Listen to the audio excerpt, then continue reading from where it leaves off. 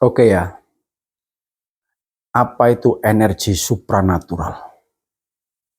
Energi supranatural itu adalah semuanya itu kita harus komunikasi dengan alam semesta. Karena sumber energi itu ada di alam semesta, yaitu energi dari air, tanah, api, dan udara. Keempat energi ini sudah ada, ya. Dia melayani kita. Mau siang, malam, pagi, sore, energi empat unsur yang ada di alam semesta ini melekat di dalam tubuh kita dan ada di dalam tubuh kita. Maka dari itu, kita harus bisa mengontrol energi empat unsur ini. Pada saat kita bisa mengontrol energi empat unsur ini, kita akan bisa mengendalikan semuanya. Mengendalikan yang namanya arus positif dan arus negatif. Karena apa? Air, tanah, api, dan udara itu kekuatan yang tidak bisa dipisahkan. Mereka menjadi satu kesatuan yang utuh, satu kesatuan yang kuat, menjadi satu unsur yang saya namakan Daya Prana. Daya Prana, daya prana itu adalah kekuatan empat ini. Nah, kita satukan dalam satu kekuatan, dalam satu energi. Itu yang disebut kekuatan supernatural. Nah, kekuatan supernatural ini bisa dibagi dua. Pada saat kekuatan supernatural ini, ya kan, kita arahkan ke kiri, dia akan ke kiri. Kita arahkan ke kanan, dia akan ke kanan. Karena apa? Kekuatan ini atau energi ini sifatnya netral. Artinya begini, Tuhan tidak pernah menurunkan ilmu itu baik atau ilmu itu buruk. Jadi yang menjadikan ilmu itu baik atau buruk itu dari diri kita masing-masing. Jadikan baik, jadi baik. Jadikan buruk, jadi buruk. Tergantung kita menempatkannya. Kalau di Bali ini ada namanya ilmu ngiwo, pangiwo. Ngiwo itu kiri. Nengen. Ilmu ini nengen. Bisa nengen. Ada dukun-dukun ngiwo, ada dukun-dukun nengen. Kalau di Bali ada balian-balian ngiwo, ada balian-balian nengen. Lah itu mereka mengambil sumber kekuatannya itu ya dari alam. Unsurnya yaitu tanah, api, air, tanah, api, dan udara itu sendiri. Nah, bisa dikombinasikan lagi dengan mantra-mantra, dengan doa-doa yang ada, menurut keyakinannya masing-masing, menurut kreativitasnya masing-masing. Mau diarahkan untuk pengobatan, dia bisa menjadi ilmu pengobatan. Dia bisa menolong orang, ngobatin orang, menyembuhkan orang, membantu orang dalam hal kebaikan. Nah, jadilah ilmu itu menjadi ilmu nengen. Nah, kalau tujuannya itu dibuat menyakitin orang, memperdaya orang, itu namanya ilmu itu menjadi ngiwo. Lah, kembali lagi, ngiwo dan nengen itu ya kita sendiri yang mengendalikan. Siapa lagi? Orang itu tangan-tangan kita sendiri. Tangan-tangan ya tangannya dewe. Tangan kiwa ya tangannya dewe. Ya dikendalikan dewe, kiwa petangan. Kita sendiri yang menentukan kiri atau kanannya. Nah, kembali lagi ke energi tadi gitu loh.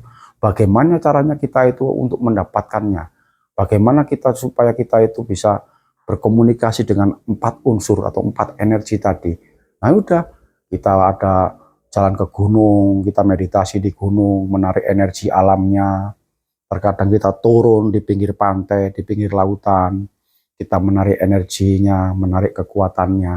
Nah, jadilah energi-energi negatif, energi-energi positif tadi itu min dan plus ya, energi min dan plus. Jadi alam itu ada min plusnya juga ya. Dalam hidup kita juga ada min plusnya itu loh. Ada min plusnya, ada baik dan buruknya. Kalau kita sendiri yang menentukan. Alam juga ada min plusnya. Seperti listrik ini, strom ini. Nah, strom ini nggak bisa nyala lampu ini. Lampu ini nggak bisa nyala, nggak bisa terang benderang begini. Kalau nggak ada min plusnya. Nah, sama. dalam tubuh kita itu ada min plusnya. Kembali lagi kepada energi tadi. Ya udah, contohnya begini ya, contohnya begini. Bagaimana supaya kita mengendalikan energi itu menjadi negatif. Nah, ini contohnya. Misalkan begini, tak kasih contoh. Kita duduk, kita fokus begini, ya. Tarik dari hidung, ditahan di perut, dikeluarkan dari mulut. Pada saat kita menarik energi itu dari alam semesta tadi, yaitu intisari dari air, tanah, api, dan udara itu, kita himpun, kita tarik lewat hidung, ya, dan ditahan di perut, nggak boleh di dada, ditahan di perut sini. Nah, ditahan di perut, ditahan semampumu, sekuatmu. Nah, setelah itu dikeluarkan dari mulut. Nah, itu apa yang terjadi? Energi yang terhimpun yang ada di dalam pusar kita, perut kita tadi itu akan dikembangkan oleh organ tubuh, menjadikan unsur-unsur energi positif. Nah, kekuatan-kekuatan positif. Nah, itu caranya kita menarik doyoprono, menarik kekuatan alam, intisarinya alam itu dengan cara nafas, menempatkan nafas, ditaruh di dalam perut, dan dikeluarkan lewat mulut. Energi positif. Nah, kebalikannya, pada saat kita tuh menarik energi yang datangnya dari alam, ya, air, tanah, api, dan udara tadi, sama tadi, seperti yang tadi itu. Tapi caranya begini, kita fokuskan pikiran kita dan hati kita, kita tarik nafas kita, ditahan di perut, sekuat-kuatmu, dan dikeluarkan lewat hidung. Ya, saya ulang lagi ya.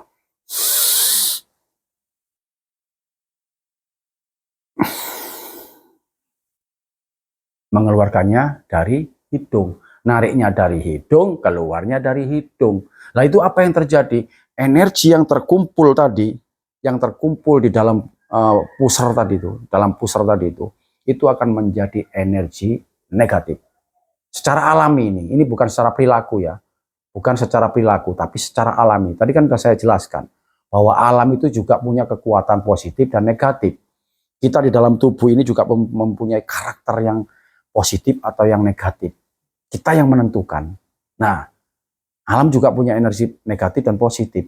Kita yang menentukan. Karena apa? Alam itu hanya melayani kita. Kalau kita jadikan baik, ya baik. Kalau dijadikan buruk, ya buruk. Makanya tadi saya ajarkan bagaimana caranya menarik energi yang sumbernya langsung dari alam untuk merubah energi yang tadinya energi itu netral menjadi energi negatif. Dan kebalikannya, kita narik energi yang dari alam yang tadinya itu energi itu yang netral menjadi energi yang positif. Berarti kita pada hari ini saya sudah memberikan pelajaran, ya kan, tentang bagaimana kita menarik energi dari alam semesta itu untuk masuk ke dalam tubuh, ya kan, menjadi energi negatif atau positif. Nah, bagaimana selanjutnya? Pada saat energi positif dan energi negatif yang sudah kita himpun, yang sudah kita kemas di dalam tubuh kita ini, sudah kita kumpulkan dalam tubuh ini. Nah, bagaimana caranya? Ya udah, kita satukan. Seperti listrik ya, disatukan. Ini energi negatif, ini energi positif. Di tengah-tengahnya itulah adalah saklarnya. Lah, saklar itu adalah kepribadianmu. Saklar itu adalah kamu. Kamu yang bisa menggerakkan semuanya. Nah, makanya disatukan. Disatukan energi negatif dengan energi positif. Menyatu. Lah, itulah yang namanya ilmu atau kekuatan atau energi supranatural. Karena apa? Kamu sudah bisa mengumpulkan energi negatif dan energi yang positif itu ada dalam di dalam tubuhmu. Nah, pada saat sudah menyatu, kamu bisa mengendalikan kedua-duanya. Nah, jadilah itu ilmu. Nah, ilmu itu namanya itu. Gak gampang ilmu itu. Jadi ilmu itu ada tata caranya, ada aturan-aturannya. Kalau kamu nggak ngerti, kamu harus nanya. Kamu kalau nggak ngerti, kamu harus belajar. Nah, nggak tiba-tiba ilmu itu ada, nggak tiba-tiba ilmu itu wujud ya. Kalau kita belajar dengan diri sendiri itu bisa, tapi hati-hati, jangan kamu belajar di buku. Kalau kamu belajar di buku-buku itu keliru. Karena apa? Di dalam buku itu pasti ada kurang dan lebihnya. Pada saat kamu menemui kekurangan dan kelebihan dari buku itu, yang sulit kamu pahami, yang sulit kamu mengerti, itu akhirnya membawa dampak yang buruk buat perilakumu sendiri. Akhirnya apa? Banyak orang bilang, weh salah ngelmu iki, wes. Salah ngelmu iki, makanya tadi gandeng, tadi senteng. Udah gak karu-karuan hidupnya akhirnya. Makanya harus ada gurunya. Nanti di situ kekurangan dan kelebihannya itu, guru itu bisa memberikan petunjuk.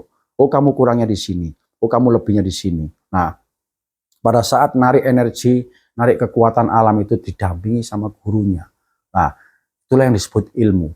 Dia bisa mengendalikan semua energi, semua kekuatan yang ada dalam tubuhnya.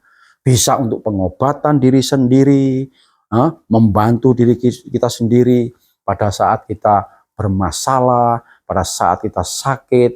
Nah, kita bisa mengobati diri kita sendiri. Nah, pada saat ada keluarga kita, orang-orang yang dekat dengan kita sakit, kita juga bisa menolong mereka gitu loh. Karena apa? Kita sudah punya ilmunya.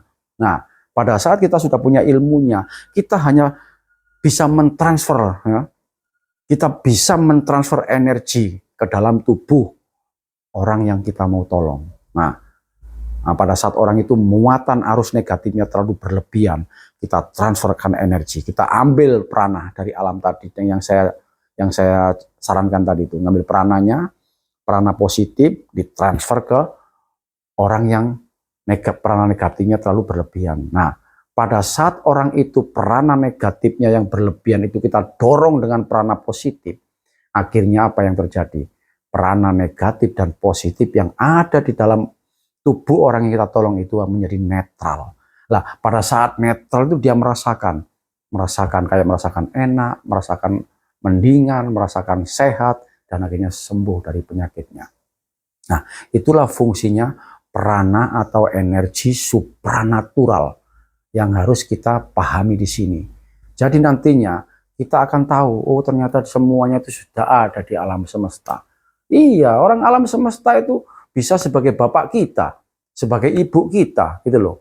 Bapak dan ibu kita yang nomor 2. Jadi semua yang ada di alam semesta itu kita harus bisa menggali. Yang terpenting di sini adalah energi atau kekuatan alam itu sendiri. Dan energi kekuatan alam itu sifatnya netral. Dia tidak negatif dan dia tidak positif. Dia melayani kita. Nah, kitalah yang menjadikan energi itu menjadi positif dan negatifnya. Dengan tata cara kita, dibantu dengan doa-doa, dibantu dengan mantra-mantra. Maka kita menjadi orang yang berilmu, orang yang bermanfaat. Bermanfaat untuk hidup kita sendiri dan bermanfaat untuk orang lain. Nah, jadilah dirimu sendiri akhirnya yang sempurna. Karena orang yang sempurna itu bisa membangun dirinya yang sempurna itu bisa menolong orang lain. Nah, dengan cara ini membagikan energi yang adanya di alam semesta ini. Nah, itulah fungsinya kita ritual, fungsinya kita berkomunikasi dengan alam sekitar, ya kan? Memanfaatkan energi yang sudah ada. Nah, dari situlah kita akan mendapatkan ilmu yang bermanfaat, ilmu yang bisa kita sampaikan, kita amalkan kepada semua orang. Itu yang terbaik buat kamu.